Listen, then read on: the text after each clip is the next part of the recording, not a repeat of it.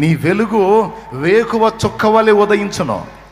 వాళ్ళకి పెట్టి వీళ్ళకి పెట్టి నేను అన్యాయం అయిపోయా అనే డైలాగే వద్దు నీకో. నువ్వు పెట్టావు, నష్టపోయావా, దేవుడు చూశాడు. తప్పకుండా తప్పకుండా తప్పకుండా నిన్ను దీవిస్తాడు, నీకు పుట్టిన నీ పిల్లల్ని కూడా దీవిస్తాడు. నువ్వు మళ్ళా ఇచ్చేటట్టు నిన్ను చేస్తాడు నా తండ్రి.